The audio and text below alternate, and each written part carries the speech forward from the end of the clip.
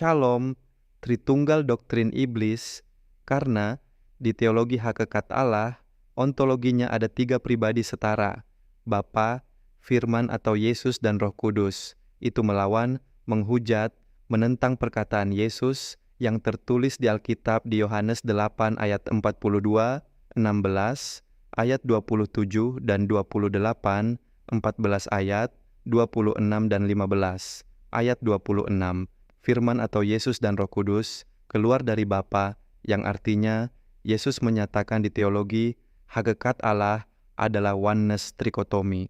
Doktrin iblis Tritunggal ini disahkan oleh Konsili Nicea 325 Masehi dan disesatkan oleh iblis lagi di Konsili Kalsedon 451 yang menghasilkan doktrin iblis Duinatur Hypostasis Union, doktrin satu ember diisi air dan minyak disatukan tapi tidak bercampur, sepenuhnya Allah Maha Ilahi dan sepenuhnya insani manusia, 100%, Allah 100% manusia insani, yang membuat Yesus jadi penipu, pura-pura menderita, main drahin dan doketisme, yaitu Yesus bukan benar manusia, hanya tampaknya manusia, karena sepenuhnya Allah Maha Ilahi, tidak bisa menderita menjadi hamba, lebih rendah dari malaikat, dijadikan berdosa terkutuk dan bisa mati di kayu salib.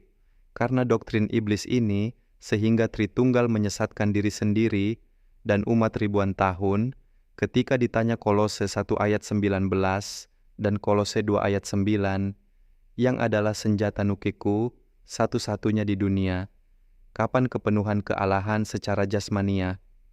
Semua menjawab ngawur menyesatkan dari inkarnasi dari bayi, karena terikat doktrin iblis duinaturnya. Padahal perikop ayatnya nggak ada bicara dari bayi. Dari bayi sudah kepenuhan kealahan, artinya sama doketisme seperti oneness. Bingung karena nuke aku. Kolose 1 ayat 19 dan Kolose 2 ayat 9, koheren dan inheren dengan 1. Kenosis mengosongkan di Filipi 2 ayat 6 dan 7. 2.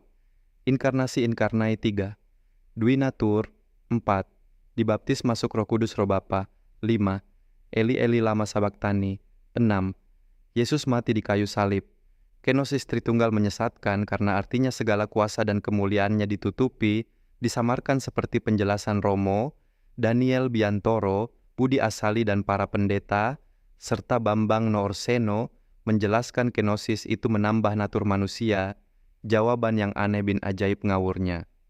Waktu inkarnasi itu tetap Maha Ilahi rahim Maria nggak meledak hancur, karena yang fana bisa menampung mengandung yang Maha Ilahi, ngawurnya luar biasa.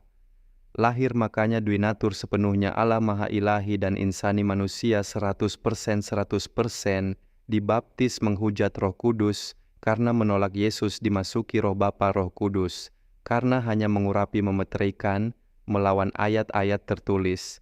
Matius 12 ayat 18, Lukas 4 ayat 1, 16-19, Kisah Para Rasul 2 ayat 33, dan Yohanes 14 ayat 10, serta dari nubuatan di Perjanjian Lama di Yesaya 11 ayat 2, 42 ayat 1, dan 61 ayat 1.